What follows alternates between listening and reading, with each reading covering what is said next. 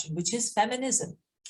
I proved in the next part of my debate, and you're going to see how his very understanding of feminism is skewed. It's highly problematic. He doesn't even know the subject that he prides himself in. When I got that article where he talks about pagan Arabia, and he actually argues that pagan Arabia wasn't patriarchal and it wasn't misogynistic when they were burying their daughters alive, and he actually goes against 1400 years of Muslim scholarship, and he's, I think, the only one who argues for this.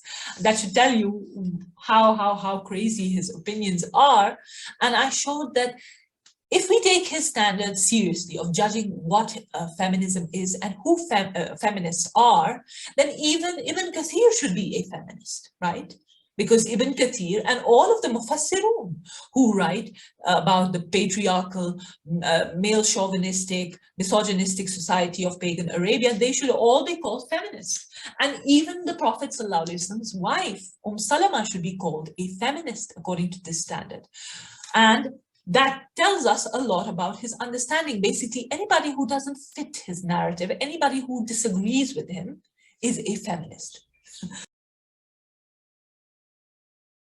Thing. I want to make it very clear that I prove that Daniel Haqiqatjou has no clue whatsoever of what feminism is. And I want to prove that. It's going to be really fun.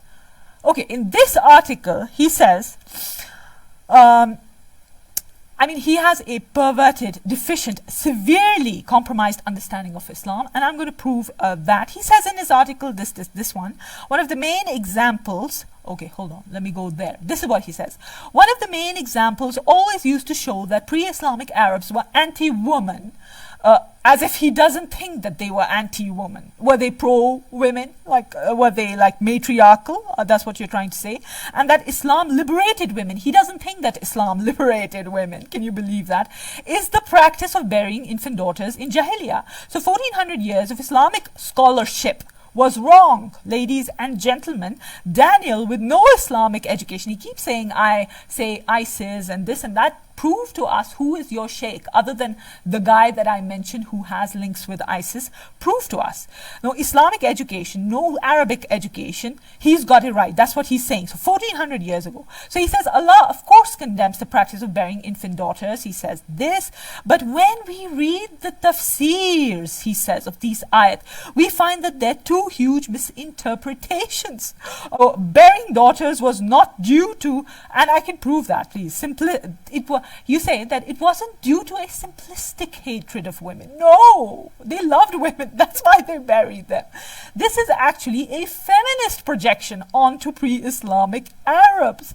Now, lo and behold, everybody, let's check one of the most popular tafsirs in Islam.